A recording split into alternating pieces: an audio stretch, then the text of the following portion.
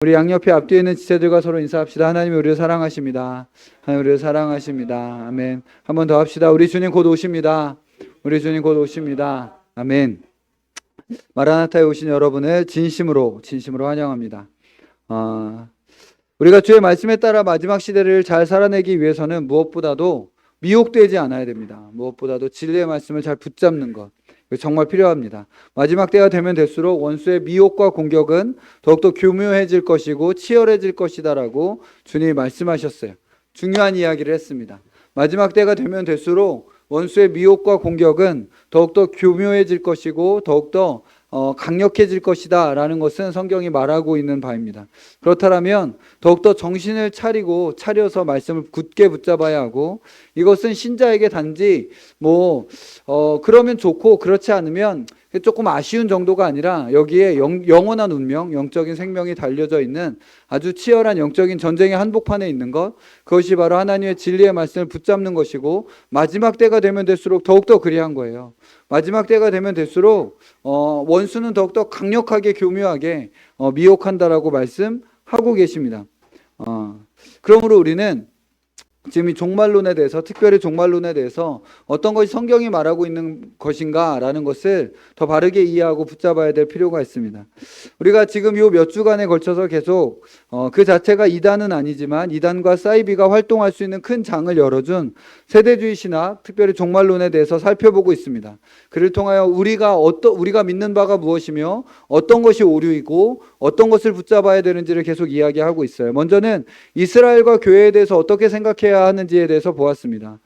그리고는 이와 연관된 왕국복음과 은혜복음, 이 복음을 둘로 구분하는 것에 대해서 우리가 어떻게 생각해야 되는지를 보았어요. 기억이 나시나요?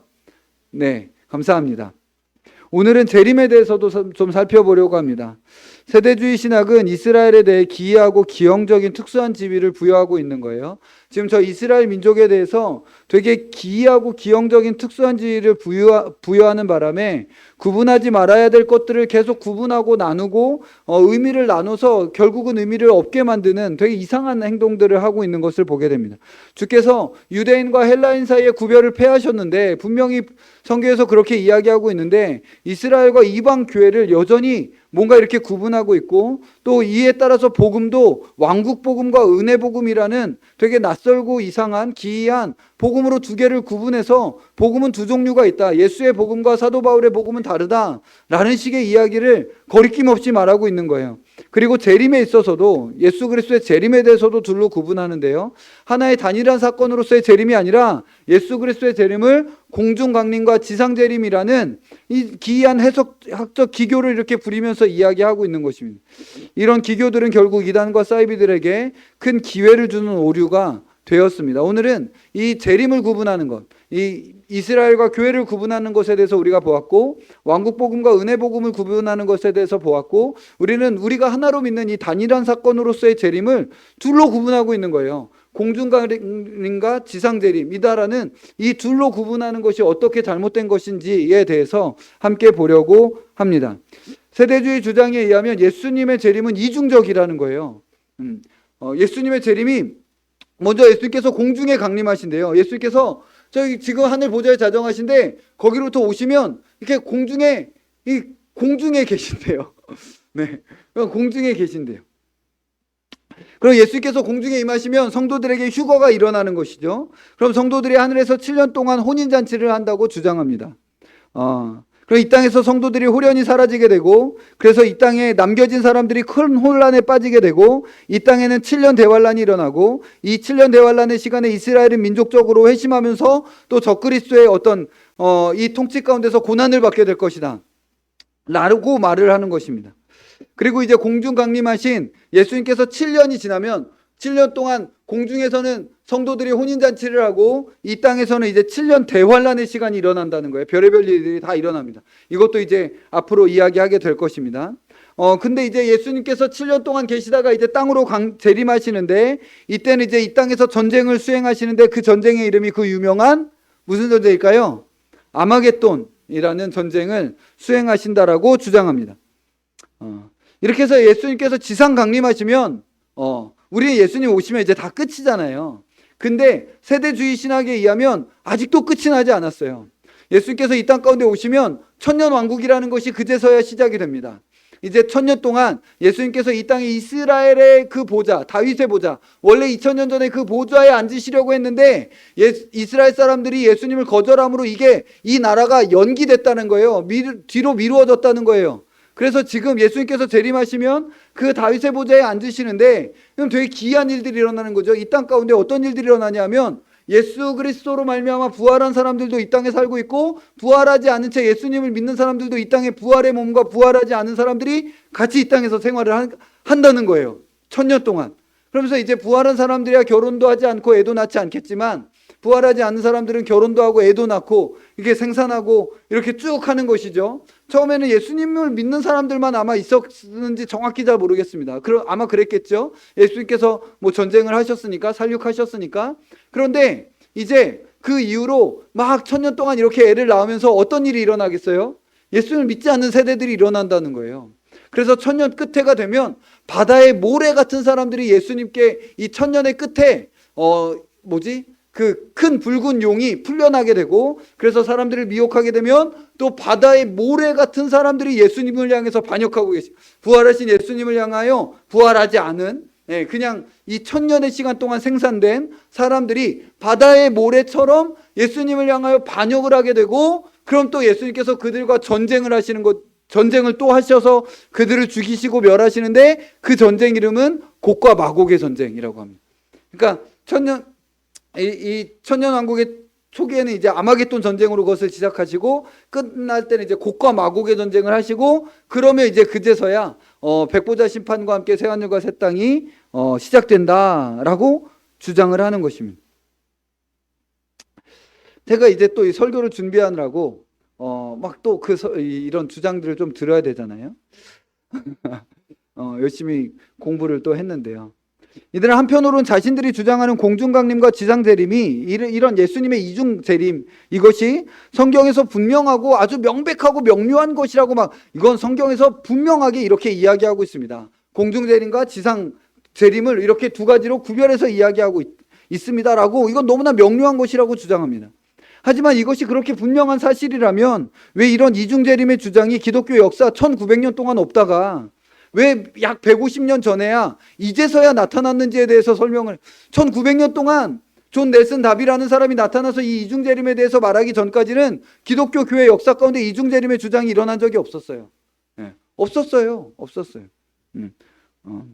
물론 전천년설 주장은 있었습니다. 예수님께서 재림하신 이후에 천년왕국이 있고 곡과 마곡의 전쟁이 있게 될 것이라는 주장은 오래됐어요. 이건 역사적 전천년설이라고 합니다. 세대주의 전천년설과는 좀 달라요. 하지만 이중재림에 있어서는 그렇지 않아요. 어떤 세대주의자들은 이 둘을 슬쩍 섞어서 자신들의 주장이 낯설고 새로운 것이 아니라는 듯이 말하지만, 이중재림 주장은 교회 역사에서 매우 낯선 것입니다. 그냥 100여 년 전에 시작된 거예요. 이것이 성경에 그렇게 분명하고 명료한 것이라면 왜 기독교 역사 가운데, 교회 역사 가운데 이제서야 이 재림이라는 이 귀중한, 아주 이 모든 2000년 동안 교회가 마라나타라고 외쳐왔고 간절히 소망했던 이 소망에 대한 진리가 왜 이제서야 열렸냐는 것이죠. 교회 역사 가운데 많은 시간 동안에 그 시기에 가장 머리가 좋고 똑똑한 사람들이 교회의 교사가 되었던 그 시대에도 불구하고 이것이 알려지지 않았던 것입니다. 여러분, 기독교화 됐던 시대 가운데, 여러분 그 시대에는, 지금은 머리 제일 좋은 사람이 뭐예요? 요즘에는 머리 제일 좋은 사람들이 뭐합니까? 의사죠. 요즘 머리 제일 좋은 사람들이, 공부 제일 잘하는 사람들이 의사입니다. 근데 인류 역사 가운데 그러지 않았던 적이 많이 있었어요. 아주 수천 년, 거의 2000년 동안 이제 기독교화된 시대 가운데 머리 제일 좋은 사람이 뭐 했는지 아십니까? 목사했어요. 머리 제일 좋은 사람이 목사했습니다. 어거스틴으로부터 시작해서 고대교회 초대 교부들로부터 시작해서 중세시대 여러 은혜의 신학자들, 바른 신학자들, 그리고 종교개혁 가운데 칼빈을 비롯한 종교개혁 시대의 그 대단한 천재들, 그리고 그 이후에 정통시대의 기라성 같은 오웬이니 에드워즈니 이렇게 말만 하면 드러내는 그런 사람들, 이런 천재들의 이름은 다 나열할 수도 없습니다. 그 시대에 가장 천재들이 신학을 했고 그들이 말씀을 그렇게 공부하고 성경을 그렇게 공부했는데, 이런 역사 가운데 이중재림에 대한 가르침은 나타난 적이 없었어요. 그런데 150여 년 전에 전문적인 신학교육도 받지 못했던 존 넬슨 다비, 이분은 전문적인 신학교육을 받았던 분이 아닙니다. 이분은 법학자였지 신학자가 아니었어요. 법학자였어요. 근데 이분이 그냥 경건한 사람이었던 것 같아요. 성경을 열심히 사랑하셨던 분인 것 같아요. 아마 천국 가면 뵙겠죠. 아마 그런 분일 것 같은데, 근데 이분이 이런 것들을 이렇게 보면서 전문적인 신학 교육 받지 않았으니까 재림이 이중적인 거 아니야? 라는 아이디어를 하나 놓고 그냥 그 안에서 이 어떤 이중재림 주장이 막 이렇게 한 거예요. 정말 성경적으로 이것이 바른지, 만약에 그렇다면 이게 의문을 제기하는 것이 정상적이지 않겠습니까? 2000년 동안 교회는 그렇게 해석해 오지 않았습니다. 예. 이들이 이중재림을 도대체 무슨 근거로 설명을 하는 건가 라는 것들을 좀 성경적 근거를 좀 보려고 했어요. 그런데 이 세대주의의 특징 중에 하나가 뭐냐면 철저한 문자주의예요. 철저하게 문자주의. 그러니까 무조건 문자적으로 해석해야 된다라는, 이게 그 시대에 이유가 있어요. 그 시대에 사실 이 세대주의적 반동이 일어날 때는 사실 자유주의, 이성주의적 어떤 이 해석학자들이 너무 많이 나오고, 야, 무리를 거르시는 게 말이 되냐? 이거는 그냥 뭔가 물이다라는 것은 그 당시에 어떤 정치 세력과 통치 세력들을 의미하는 것이고, 예수님께서 무리를 거르신다라는 것은 그들 위에 만왕의 왕이시오 만주의 주가 되신다는 것을 표현하기 위하여 무리를 거르셨다라고 얘기하는 거야. 뭐 이런 식의 해석들 있잖아요. 야, 오병이어가 말이 되냐? 야, 그게 어떻게 그렇게 되냐? 그냥 한 아이가 이렇게 자기 거 꺼냈는데 그 자기 거 이렇게 숨겨놓고 있던 사람들이 저도 사실 있는데요 이러면서 이렇게 해가지고 꺼내 넣어가지고 막 이렇게 그 사람들이 다 배불리 먹었다는 이야기야 라는 식으로 예수 그리스도의 초자연적인 기적에 대하여 그냥 이성주의와 합리주의로 하나님의 말씀을 그렇게 바꿔버리려고 하는 자유주의 신학자들이 유럽 대륙 가운데서 막 일어났어요. 그 당시에 이제 경건한 사람인 존 넬슨 다비가 아니다, 문자 그대로 해야 된다 이렇게 했던 것이죠. 근데 이게 너무 지나쳤어요.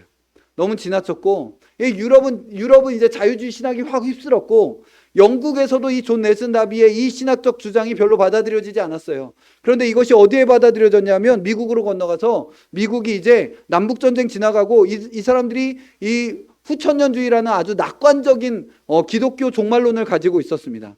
세상이 점점 복음화돼서 점점 좋아질 것이고 우리가 이 미국 대륙은 정말 이 낙원처럼 될 거야 라는 식의 생각을 가졌는데, 남북전쟁이 일어나고 뭐야 이게 뭐야 라고 했는데 막 7년 대환란 이야기하고 전쟁 이야기하고 문자적 해석 이야기하고 이러니까 미국이 확 그쪽으로 간 거예요.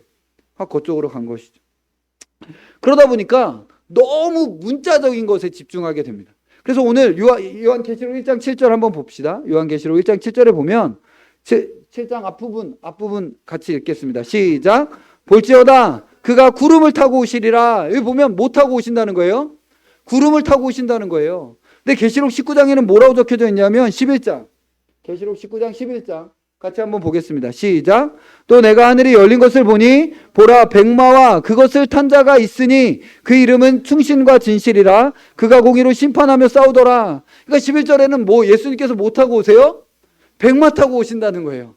그러니까 야, 예수님이 어디서 구름 타고 오신다 그러고 어디서 백마 타고 오신다 그러니까 예수님이 이중적으로 오신다 이렇게 하는 거예요. 분명히 구름 타고 오시는 오심이 있고 백마 타고 오시는 오심이 있다 라고 성경을 해석하는 거예요. 그러니까 구름을 타고 오시는 것은 공중강림이고, 이제 거기서 7년 잔치하시다가 이제 거기서 이제 백마로 갈아타고 오신다는 거예요. 백마 타고 전쟁하러 오시는 거니까, 아마겟돈에 전쟁을 하러 오시는 거니까 이제 거기서 이제 끝나고 백마 타고 지상재림 하신다는 거예요. 여러분, 이런 해석은 정말 나쁘끄러운 해석입니다. 네. 나쁘끄러운 해석이에요. 성경 이렇게 해석하면 안 됩니다. 그러니까 아마추어 성경학자의 혹시 이중적으로 오시는 거 아니야? 라고 하는 아주 기발하고 이상한 이 아이디어에 이스라엘에 대한 문자적 예언 성취에 대한 매력이 더해져서 문자적으로 이렇게 하는 거야. 이스라엘에 대해서 이렇게 예언했던 것들이 사실 예수 그리스도의 위대한 성취 가운데서 다 적용이 됐는데, 이것을 그냥 이 땅의 것으로 만들어서 이게 이때 다 될 거야. 이게 땅에서 다 이런 일들이 일어날 거야. 그래서 예수님께서 오셔도 천년왕국 때는 제사 지낸다라고 얘기하는 거예요. 왜냐하면 에스겔서에서 제사장들 그대로 다 일어나고 땅도 그대로 나누고 제사도 그렇게 회복된다라고 하니까 천년왕국 때는 제사를 지낸다는 거예요. 양도 잡고 모도 잡고 천년왕국 때 그 일들을 한다는 거예요. 왜냐하면 에스겔에 그렇게 예언하고 있었고 문자적으로 그렇게 해석이 돼야 된다고 하니까. 예수 그리스도께서 말씀하시는 위대한 성취에 대한 그림이 잘 제대로 그려지고 있지 않은 거예요. 그래서 이를 통하여 그냥 문자적이라는 의미에서 많은 추종자들을 얻게 된 것입니다. 이들은 데살로니가전서 말씀도 자주 언급하는데요. 데살로니가전서 4장에 보면 제가 읽겠습니다. 16절에 주께서 후령과 천사장의 소리와 하나님의 나팔 소리로 친히 하늘로부터 강림하시리니 그리스도 안에서 죽은 자들이 먼저 일어나고 그에 우리 살아남은 자들도 그들과 함께 구름 속으로 끌어올려 공중에서 주를 영접하게 하시리니 그리하여 항상 주와 함께 있으리라. 그러므로 이러한 말로 서로 위로하라. 그래서 이제 구름 속으로 끌어올려진다라는 것이죠. 이것이 세대주의자들에 의하면 이것은 공중강림일까요? 지상재림일까요? 공중강림, 공중재림 다 써요. 공중재림일까요? 지상재림일까요? 이 말씀은 당연히 공중재림이죠. 세대주의자들에 의하면 이제 공중으로 막 이렇게 올라가게 되는 여러분 예수님의 재림은 이렇게 이해하셔야 돼요. 예수님께서 다시 오십니다. 예수님께서 다시 오실 때 성경의 많은 본문은 예수님께서 구름 타고 오실 것이라고 말씀하십니다. 성경에 구름 타고 예수님이 오신다는 본문이 되게 많아요. 그래서 구름은 여러 해석이 가능한데 하나는 구름 타고 오신다는 것은 예수께서 영광 중에 오신다는 것이고 또 하나는 또 다른 해석은 이곳은 앞의 해석보다는 조금 마이너 해석이긴 한데 히브리서 11장에서 말하는 바 우리에게 구름 같은 우리에게 증인들이 있다라고 말씀하신 것처럼 먼저 죽어서 주와 함께 있는 성도들과 함께 오시는 오십니다. 이 둘 다 성경 해석이 가능해요. 구름 타고 오신다라는 거죠. 그들과 함께 오신다는 거죠. 하지만 문자적으로 정말 예수님께서 오실 때 손오공처럼 그렇게 구름 타고 오신다라고 해석하는 것은 사실 가능성이 전혀 없는 것은 아니지만 예수님께서 구름 타고 오실 수도 있잖아요. 뭔가 가능성이 전혀 없는 것은 아니지만 사실 그런 해석에 대해서 좀 더 회의적입니다. 왜냐하면 그런 해석은 사실 성경의 말씀을 너무 가볍고 좀 약간 작게 만들어요. 성경에서 정말 많은 본문에서 예수님께서 구름 타고 오신다고 그러고 기록하고 있습니다. 많은 본문에서 그래요. 근데 그 모든 본문들이 단지 예수님께서 이 땅 가운데 오시는 수단에 대해서 교통수단, 마치 버스 타고 오고 전철 타고 오듯이 예수님께서 재림하실 때 오시는 교통수단은 구름이다 라고 하시는 것을 말하기 위해서라면 사실 그 말은 그렇게까지 계속 말할 필요가 있느냐, 그게 뭐 그렇게 중요한 의미가 있느냐 라는 의문, 성경의 가르침의 무게를 너무 낮춰버리는 문제를 가지게 됩니다.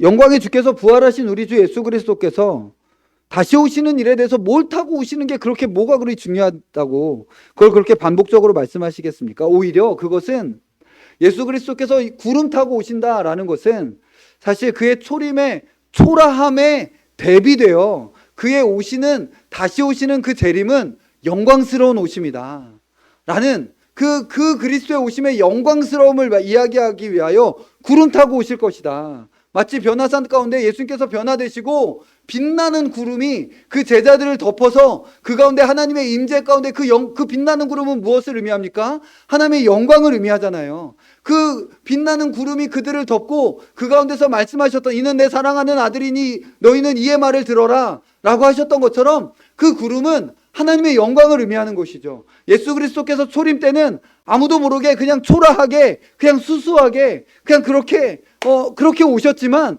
다시 오실 때는 그렇게 오시는 것이 아니다. 구름 타고 오실 것이다. 영광 가운데 오실 것이다 라고 계속 구름 타고 오시리라. 그가 구름 타고 오시리라. 볼지어다 저가 구름 타고 오시리라 라고 영광 중에 오실 주님에 대해서 반복적으로 이야기하는 거지. 교통수단이 구름이라고 손오공처럼 그게 뭐 그렇게 중요하겠어요. 그게 뭐 그렇게 중요하겠어요. 사도행전에서 승천하실 때에 예수 그리스도 승천하실 때 천사들은 제자들에게 갈릴리 사람들아 어찌하여 서서 하늘을 쳐다보느냐 너희 가운데 하늘로 올려지신 이 예수는 하늘로 가심을 본 그대로 오시리라 이렇게 얘기했는데 예수님 올라가실 때 구름 타고 올라가셨습니까? 성경은 그렇게 이야기하지 않아요. 예수님 그냥 올라가셨습니다.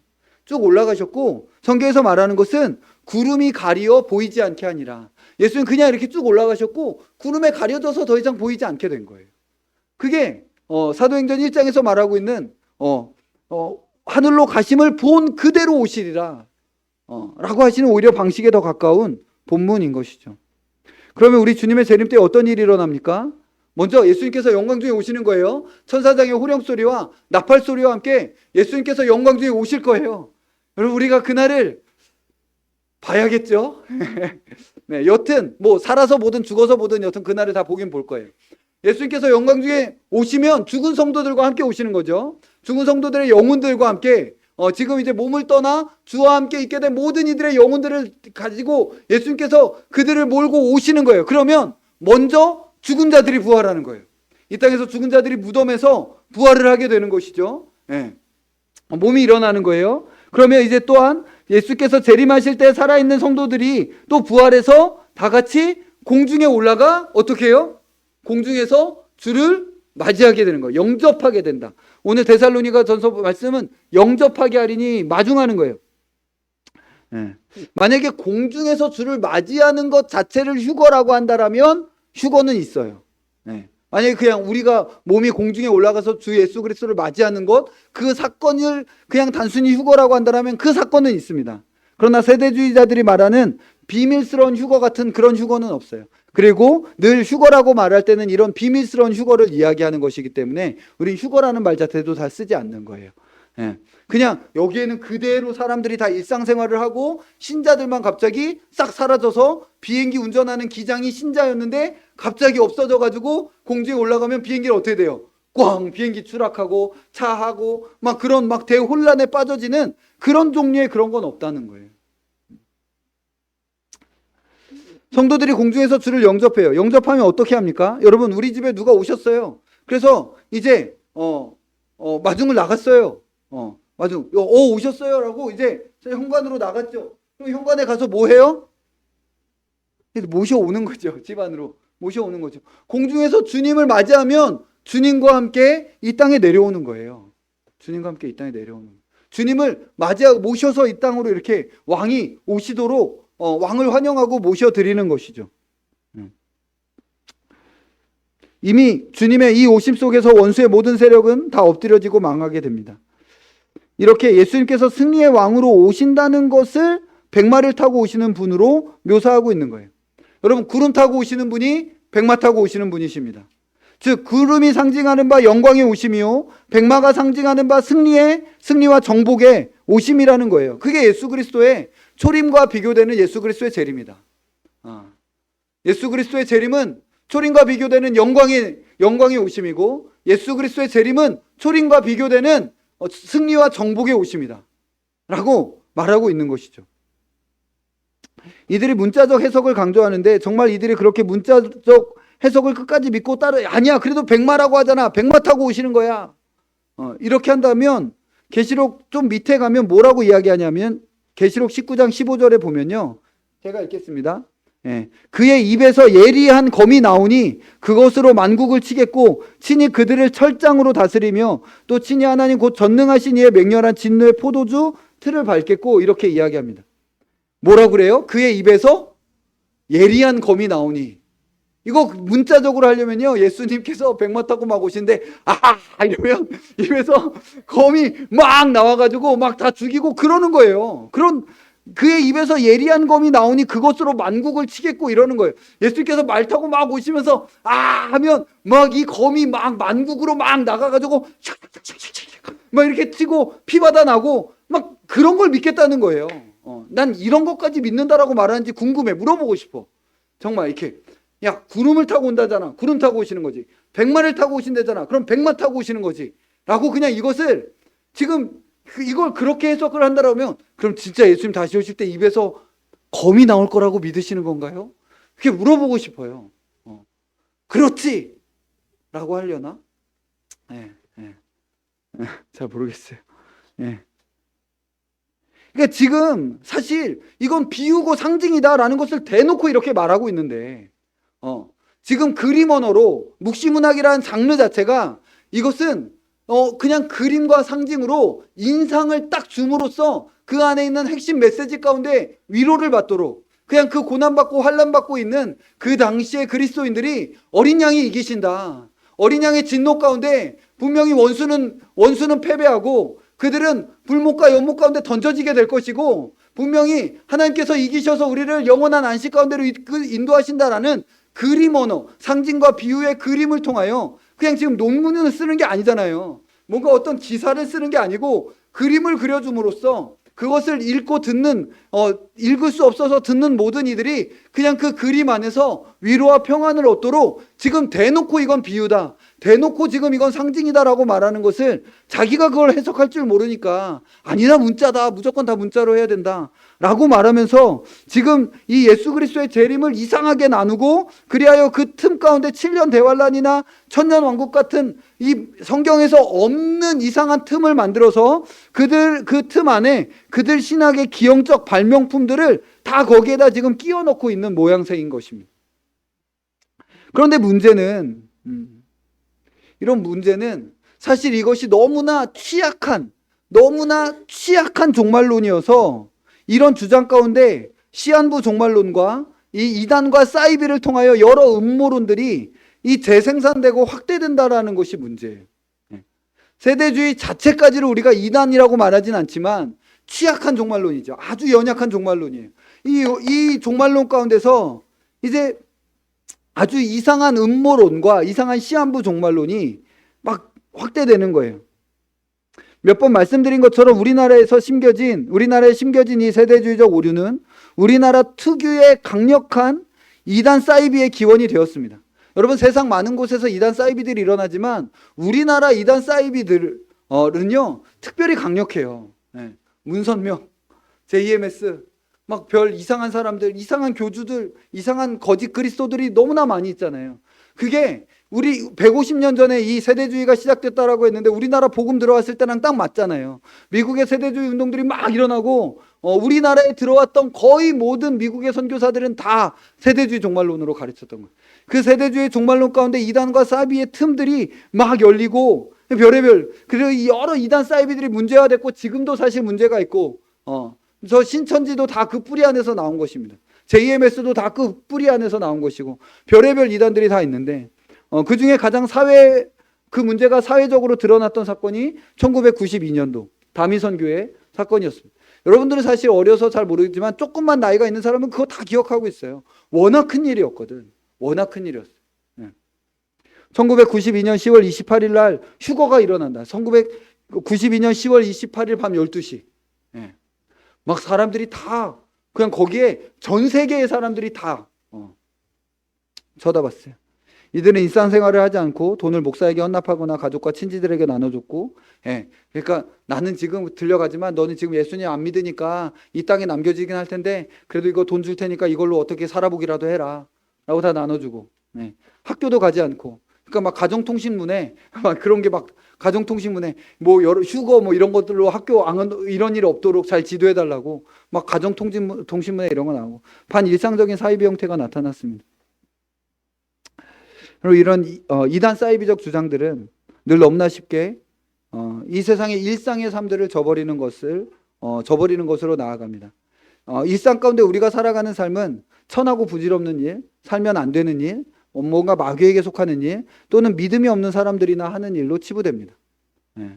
그리고 그들이 말하는 믿음 있는 삶이란 종교적인 행태의 일들에만 참여해야 하는, 그래야 믿음 좋은 사람들인 것처럼 사실을 호도하는 것이죠. 이들은 음모론에도 너무나 취약하게 되어버립니다. 여러분, 이런 종류의 종말론을 가지면요 음모론에 너무 취약해져 버려요. 왜냐하면 666의 원래 의미를 잊어버리고 뭔가 계속 뭔가 시대를 읽고 시대를 읽어야 된다라고 계속 뭔가 전쟁이 일어나고 뭔가 인플레이션 잘 봐야 되고 막 이런 것들에 계속 관심을 갖게 하고 거기에서 뭔가 하나님의 말씀이 아니라 시대를 봐야 된다라고 말하면서 그 시대 가운데 계속 딴 이야기들을 뭔가 지금 전쟁이 일어나고 저거 지금 성경하고 계속 깨어 맞추기 놀이하는 거예요. 몇 번째 인이 떼어졌고 몇 번째 나팔이 불고 있고 몇 번째 대접이 지금 뭐 부어지고 있고라고 성경 여기저기랑 막 이렇게 계속 깨어 맞추기 하는 놀이들을 얼마나 150년 동안 해왔는지 몰라요. 그 일들이 지금 계속하고 있는 거예요. 누군가 그거를 조금 더 기발하게 하면 그 사람은 추종자들 더 많이 하는 것이죠.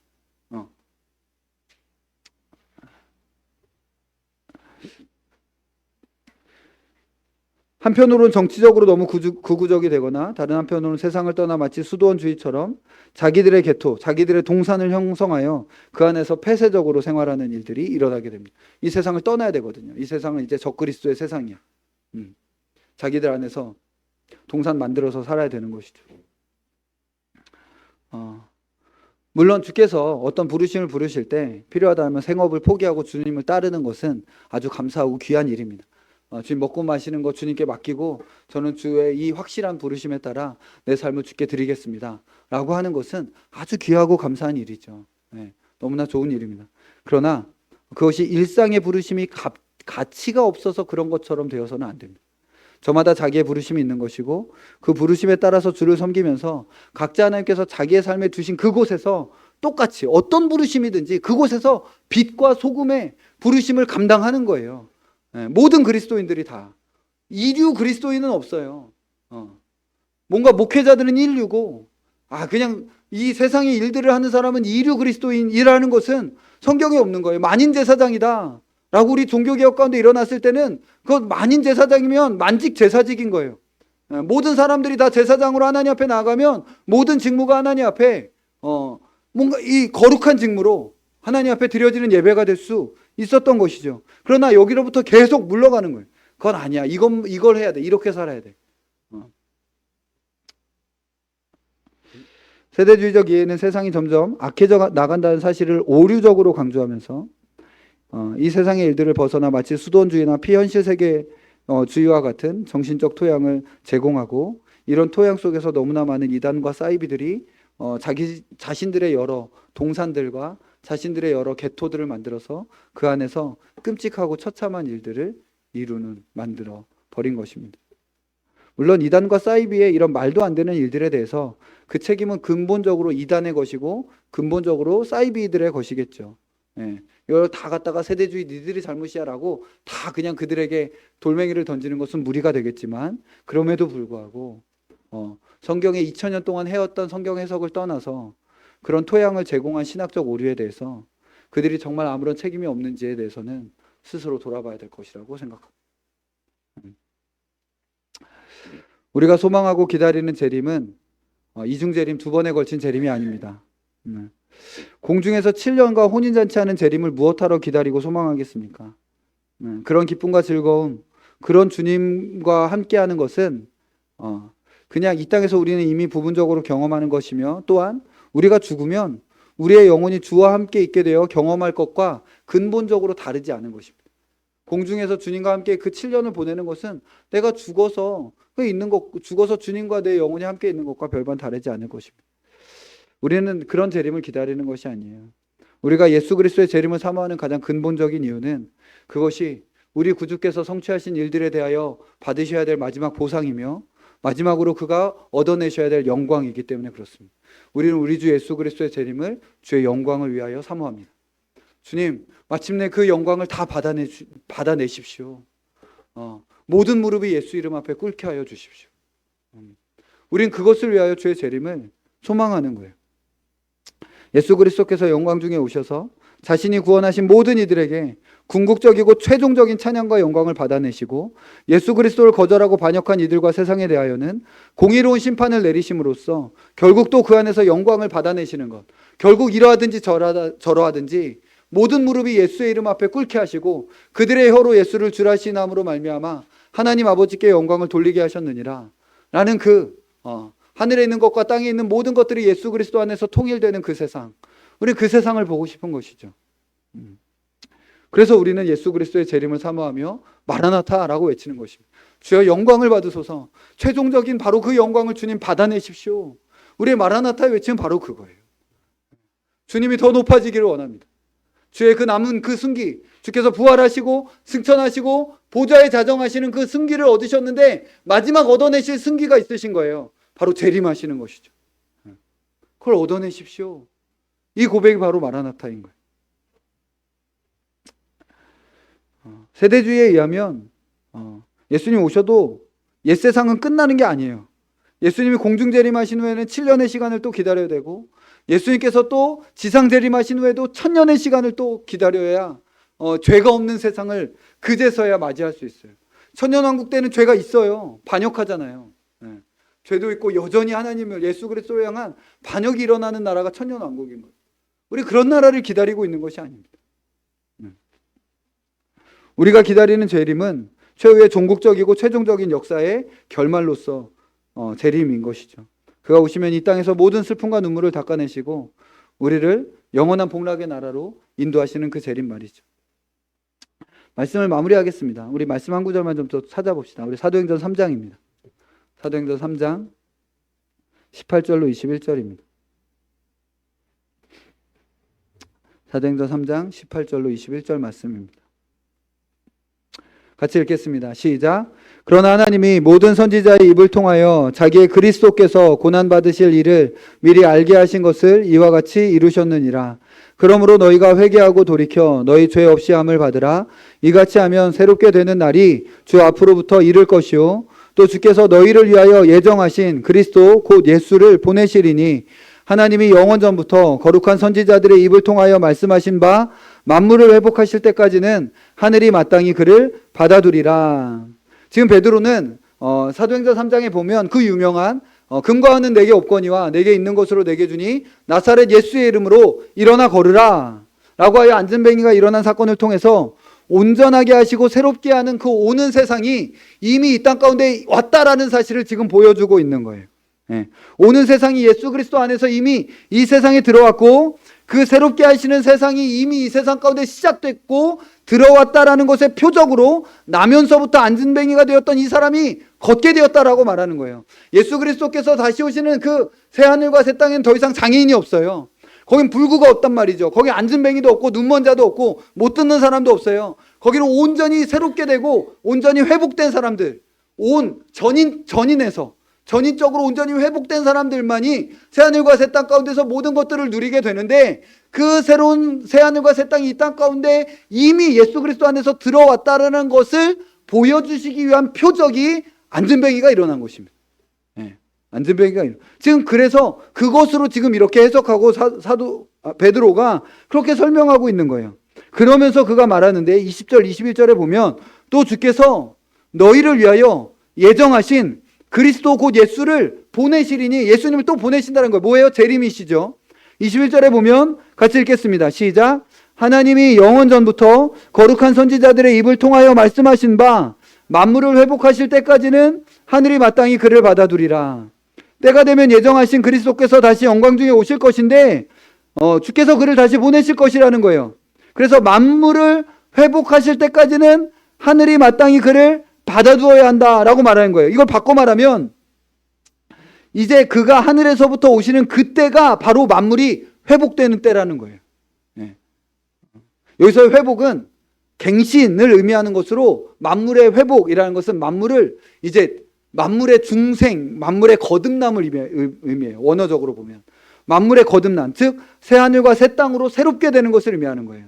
승천하셔서 하늘이 받아두신 바 된 그리스도께서 그 하늘로부터 이제 하늘로부터 오시는 그날은 곧 만물이 새하늘과 새 땅으로 회복되는 날이다. 갱신되는 날이다. 그 날에 대하여 오래전 모든 선지자가 예언했고 그래서 그 영원한 나라가 서게 될 것이고 하나님과 어린이 양께서 모든 영광을 받으실 것이라는 것입니다.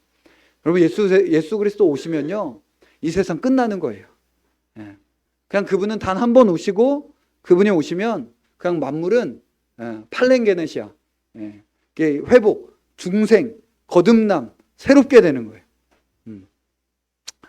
새하늘과 새 땅이 펼쳐지는 것입니다. 그때까지는 그분이 하늘이 그를 받아두어야 하리라 라고 말씀하세요. 지금 그분이 하늘에 계시죠. 때가 되면 오시리가 오실 겁니다. 영광 중에 다시 오실 것이고 우리는 또 천년을 기다릴 필요가 없습니다.